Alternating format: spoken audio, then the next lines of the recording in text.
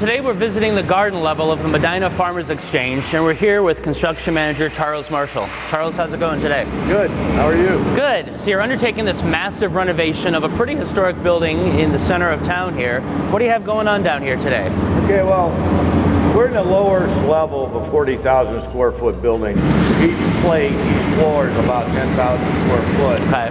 You'll see a lot of trenches in the concrete. Right, yeah, those are new since my last visit. That is our sewer line coming into each bay because of the type of construction. You look at the columns and the beams. Sure. We have different bays going here. We can't cross the bays with our sewer. So we had to do a line through each bay. Okay, wow. It's pretty fascinating. I mean, this is obviously a solid concrete building, and it's not like a frame building where you can just move a wall with a couple 2x4s. So you've had to get very creative in how you're renovating this space and where you're putting utilities. And it's pretty fascinating to see how you've done that. Well, what's interesting is you have to have a respect for the historical nature. Right. And we were, as everyone knows, awarded state tax credits to do this project. The reason that we're here on this building and the age of this building, in 1935 is when they built it, was the first fireproof building in Medina. Okay. At that time, the local concrete distributor for concrete could carry a yard and a half. Wow. So you look at every foundation, every column, every beam, and every slab, it's all reinforced concrete with a brick wall around the outside, 2 foot thick. And I imagine that, you know, today we poured concrete up on the roof because even the roof deck's concrete filling holes. We did it with a pumper truck. He came in at 7:30, he's gone by now. You know, we pumped the concrete up. I imagine when they were building this building, and the original silos were all concrete, how many men, how many scaffold, how many pulleys, how many wheelbarrows that they had to build just to get the material in, and how constantly it was being poured. There are areas through demolition, I can tell you where cold joints are. Cold joints are where they stop at night and start the next day. The manpower it took to build this building. She is a very strong structure. What people refer to as the bones, the skeleton. It is strong as can be. How long did it take, do you know, to actually build the building? I mean, just the concrete, the man hours of mixing and pouring and getting here. Oh, I'm sure it was well over a year and a half. That's incredible. There were 2 wooden structures on this site originally, both burnt. So when they decided to build a fireproof building, they did just that. Yeah. And it was that type of construction which allowed us to come in nowadays, look at it and say, I can salvage this building. Yeah. You know, when we bought it, everyone thought I was going to tear it down. I think it would be harder to tear down than it is to fix it. Well, we'd use different equipment to tear it down. We'd have to have a dynamite permit, which might freak out a few people. I like this area a lot. This room that he's skating around is what we're attempting to get a tenant, a brew pump in. We thought it would be very nice. It's wide open and has a good feeling to it. There's that good kind of Rathskeller beer garden feel. A couple picnic benches in it and lift a few beers. After work, after work. Well, great. Let's go upstairs and take a look. Very good. So a lot has changed up here since my last visit. This is exciting to see walls and the place start to come together. And I see what you mean about leaving the columns so people can literally see the building and see the Not only structure column, of but it. they show the beam And the beams up there. and the concrete above. They said they're going to allow us to paint that, but leave it exposed. Yeah. We have a local Medina interior designer, Katie and Julie. They're fantastic. Absolutely. That's cool. For color, I'm not a color guy. Okay. So I've asked them to come in and look at the apartment levels and help me accent the apartments, along with the historical value of the brick, the exterior brick, which we're not covering up per the state's requirement. So the apartments up here are 1 bedroom, 2 bedroom. What's the vision? Well, we have 16 apartments on 2 floors. Okay. We have an identical floor plan on the 2nd and 3rd floor. And we have behind me, I think, are 2 single apartments. One's ADA, and the rest are all 2-bedroom apartments up to almost 1,800 square foot. That's big. Everybody who's called us wanted 2-bedroom apartments. So we changed our design to kind of go with what the market is asking for us. Of the 16 apartments that we have 14 names already on the list of people, and we have not even advertised, word of mouth. 14 different names saying they want to come in. Tell me a little bit about the challenge. I know because of the tax credits, you can't really alter the building much. So tell me about the challenge of laying out the apartments to make sure everyone had a window and spatially, because you can't move that. No. So how do you move all this and make that work? Well, that's where a lot of imagination of the architecture and layout came in. The requirements from the state was not only the floor of concrete floor where we ground it and sealed it, but the ceiling, which we're going to paint and leave exposed in all the apartments, except for an allowance to put a sheetrock ceiling in the kitchen areas, the bathroom, and the closet. Those 3 areas are enough for me to conceal a lot of the utilities. The duct work that comes into the main sitting room or through from the mechanical room will be all a rounded circular duct, and that will not be painted. That'll look new. But as I said before, I've been preaching to a lot of the workers here that we want to maintain the old historical values. So don't try to make it look new. Sure. Leave it look old. There is a part in Ohio Basic Building Code where, because of the historical nature, the local building official can give us variances or decisions that work well. The fact that I have an 18-foot 2 boxes on each side is sufficient for him, so he'll allow that because he knows we're trying to protect the outside wall. Well, one of the most important, I said before, is that what we came up was a concrete stairwell. And we have 2 on each end of the building. They don't meet the specific code for stairs, the width, the rail and stuff, but they're really close. So before we bought the building, I had a meeting with the local building official and the fire marshal. And my question is, will you allow me to use those stairs as a means of egress, only at the time of fire? Sure. And the answer was yes, because at the time of fire, the elevator shuts down. Right. It goes down to the bottom floor, it turns off, and those stairs are only designed to go one direction. Though we will walk up them, when this building's open, nobody has access to those except for downward. Interesting. They only go down in case of a fire. Let's go over to the other side. I want to show the Trump wall. This is the north side of the original silo walls with 7 compartments. And that's going to stay. You see, we had a brick mason there working and cleaning up the edges, because where that plastic is on the floor, that'll be our hallway. We go through the firewall with a hallway, and we're standing inside an apartment right now.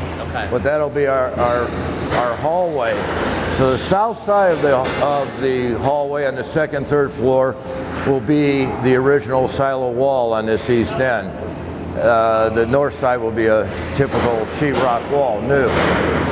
So when this was built, those were originally separate compartments. Right. And it was like what, corn, wheat? Corn, wheat, barley, whatever they were selling or milling that day. Sure. So they went from the ground all the way to the up top in the penthouse. So 4 stories, 5, I guess, to go above. 5 stories. 5 stories of concrete. And what we learned in our demolition, first of all, we took the equipment out, which left a huge hole on the south side of the silo. Sure. And then we came over here and took the north wall and all the compartment walls out, which left a huge hole on the north side of it. With our intent was to save that wall for the historical value. They built that silo. That was the first thing that was built. And they then built the building around it. All the column lines, all the beams, all the floors went around the silo. And understandable. They were a farmer's exchange. This is where all the farmers brought. This is their business. That was what made the business run. Yeah. So they built that first, and then the warehousing around it was secondary. Yeah. Now, in the back part, as I'm looking around, it looks like these columns are smaller than in the front. Was this an addition? What's unique about this building and the shell of the original building from 1935 is there's no real consistency of the layout of the columns, the sizes, or the heights. Okay. Right above us on the 3rd floor on the east end, we have the lowest height in the entire building. And why is lower on just the east end of a 3rd floor? It really confuses me. I don't know why yet. I haven't answered that. Because the roof deck is all one plane, all the same level. It's similar to like in the garden level on the east end. We had a room made out of concrete, and that ceiling has a slanted ceiling and has 5 additional concrete columns in there to hold the ceiling. It's slanted, but up above it, the floor is flat. So why was there a slanted ceiling in that area? I don't know. I'm waiting for people to educate me because I'm picking up the nuances and what's different. Yeah. Now, the brick for the elevator shaft over there is typical to the brick on the outside of the building. The entire outside is laden with brick. It has 7 different colors in that brick. Well, we were looking at that on our last visit here, and I'm fascinated the color variations, but also the texture variations. Some are kind of mottled, some have a combed effect, and some are flat. It's very interesting when you look at different wall systems where they did a roll-lock row of brick, and then they did clay tile, and then they roll-lock, with the brick. And what's also interesting, the columns don't line up, the beams don't line up, the heights are different, so is the wall. It depends what the guy felt like that day when he ran it. It is kind of like a quilt. But the outside is very consistent. Yes. There's 7 new windows that we put in this building to identify that they are new. We will put a concrete sill on the bottom. So there'll be 7 windows that have a concrete sill. The window will look like the original ones, but we'll have a concrete sill, and every other original window has a brick roll-lock sill to it. Very cool. So it's a way of identifying what we've done, and the state likes to document and show people, which I like. At first I was aggravated. That's not a good term, but it was difficult. I was having trouble with all the state people and all their rules and the regulations. But now I'm done with the demolition. I'm putting new in, and I'm beginning to add more of the historical value and protect the historical value, and now I'm into it. Now You can tell. I can retire and I can be on their staff maybe, I think a lot of people would like me retired. What's interesting is that in this brick, you can't see it, but I can maybe show you on one that we have open. The steel sash has an angle, a right angle to it, and fit in a slot between the face brick and the back brick, this wall. It's actually built into the wall. Yeah. Okay. So they withstand all kinds of force and wind. When we took all the old windows out, one of our laborers went in and put backer rod in that and caulked it immediately, so we got no moisture behind the face brick. Yeah. So how did you get them out? Did you have to cut them out? Sawzall? No, not with the Sawzall. Really what we did is we torched the steel and broke the frame in. As we took out the centerpieces here, torched it, and we just pulled it in. It pulled the sides in, and we just pulled the whole thing out. That's really cool how it's even bent to go around the bar. Yeah. That's neat. There's a lot of thought in the process. Simplicity works, doesn't it? Yeah. So this is what you have to duplicate, the look and the width and everything for the tax credits to keep it historic. Right, and we ordered a sample window that we will take a shot of right next door. Right. Our colors on the 4-story portion are all a bronze color to match the earth tone brick colors. And the color's been accepted. Yeah. Now, as we opened this and showed you a couple times, one window fits on top of the lower one. It creates what's referred to as a shadow line on the outside. Okay. So I'm going to point to the mullion on the sample window next door, and you'll see it's thicker, only to create a shadow line, mimicking that the top part could open. so much detail that you have to Mimicking. but it's the going to look detail. right. But it's all our new windows, 1-inch insulated glass Nice. that are non-operable. Okay. Non-operable because you can imagine someone in an apartment opening a window, walking away, and that heat and air conditioning just blowing. Oh, true. It's detrimental to proper climate control.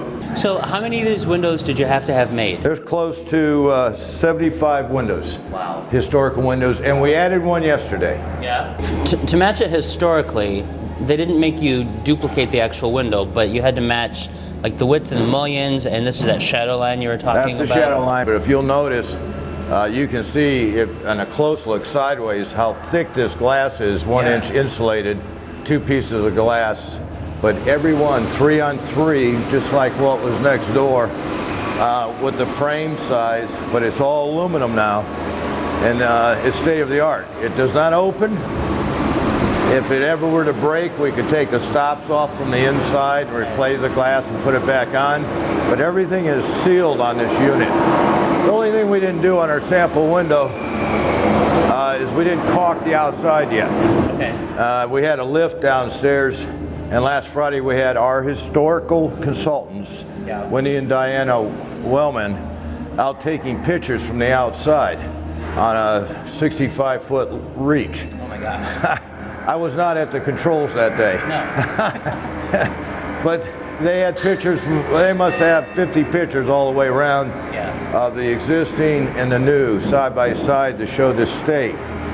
Now the state, I've learned, is somewhat of a representative for the National Park Service, which is federal, Right. which is also behind this entire project and tax credit. So the state has looked at all our shop drawings on every single window. Yeah. And I think there's 8 or 9 different types. Okay. 3-on-3, 2-on-2, some operable, some not, of the 70-some windows that we're replacing. They have reviewed all that, but they were waiting for the pictures of the mock-up unit. Sure. So how is this one attached? What a great question.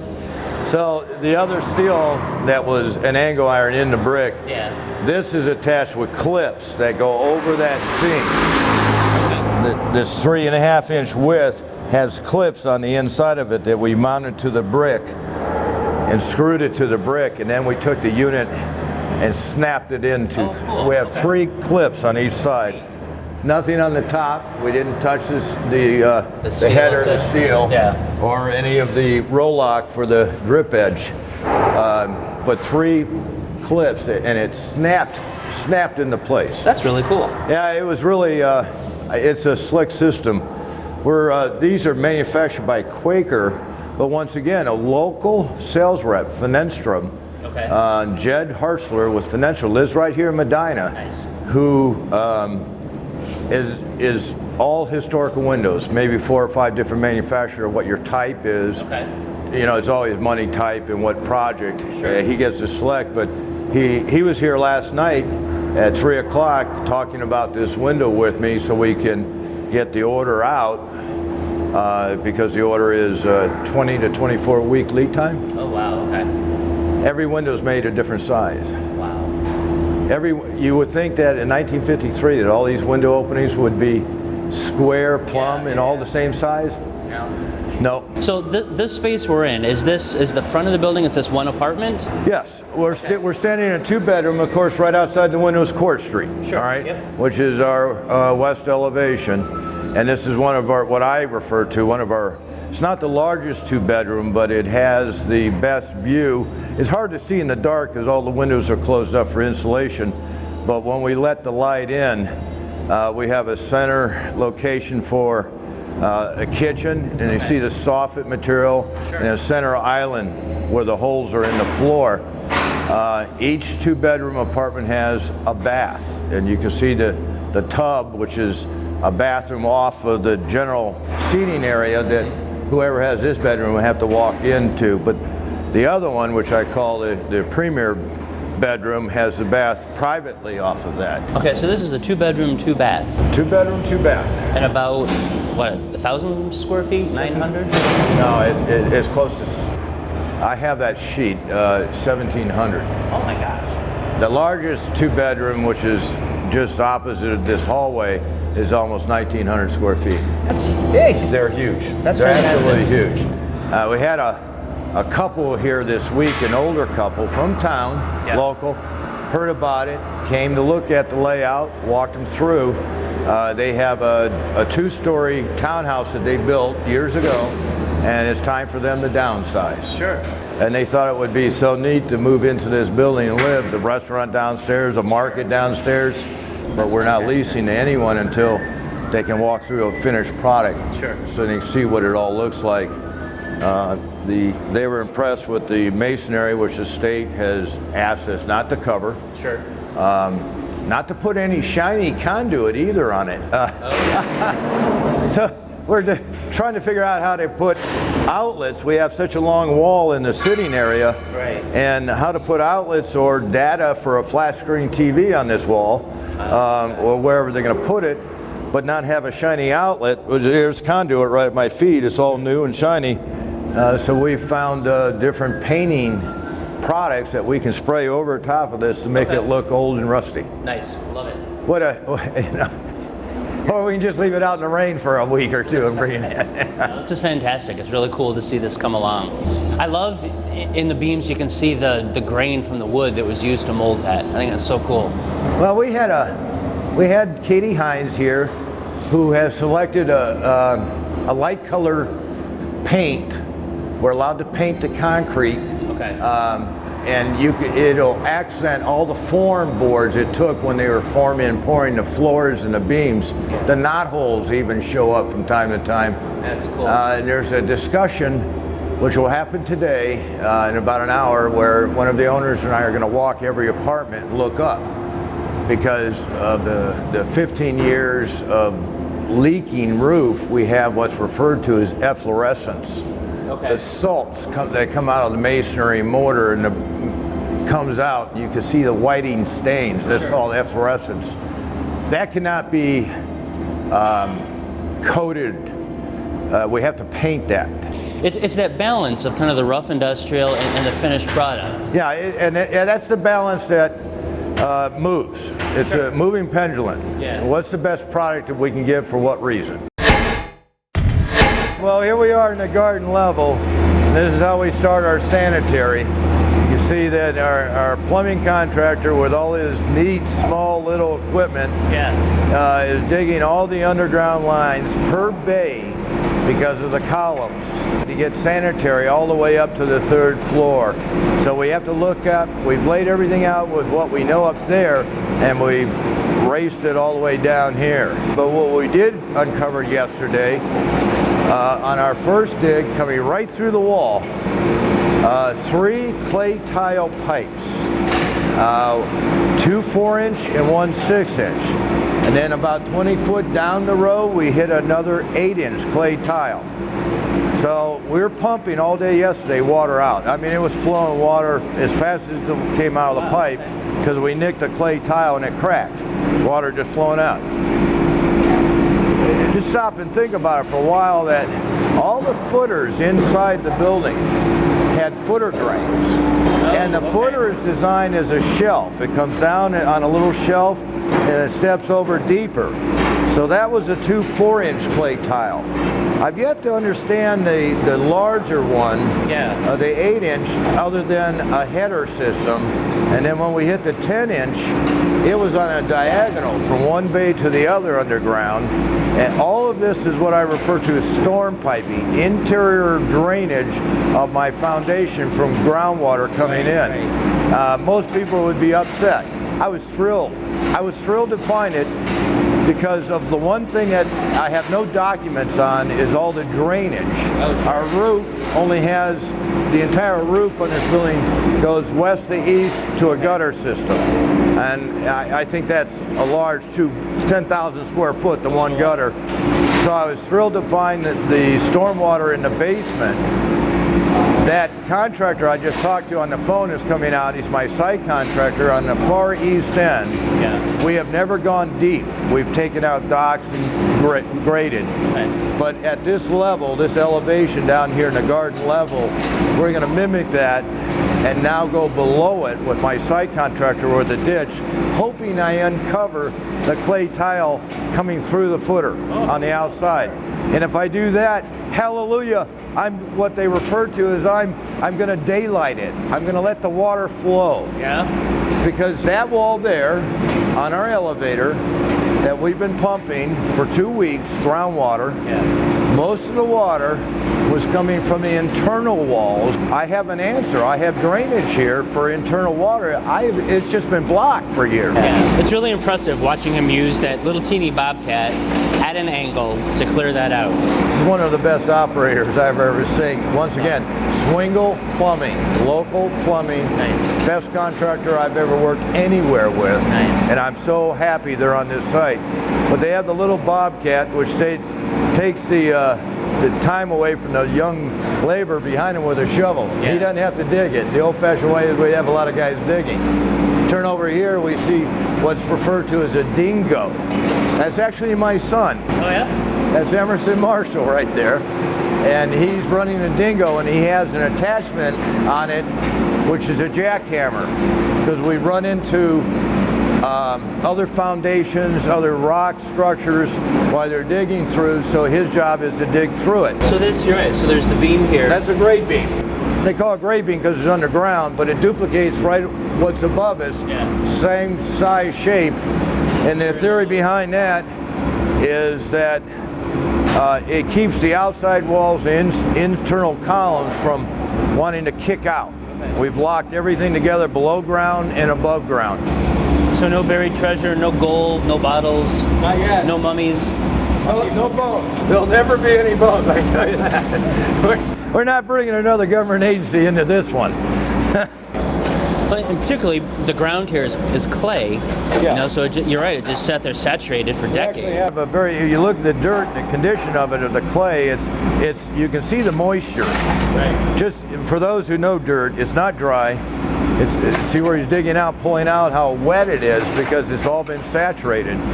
So if we can get those drains to work as it originally intended, we'll be able to dry all this out. Now, once we put the pipe in, which is somewhere the next room over, all the sanitary pipe, we'll fill all these ditches with stone, which we refer to as premium fill. It will not allow any more settlement, so when we pour concrete over top, we don't have to worry about it cracking in the future and settling. We'll never put dirt back in place.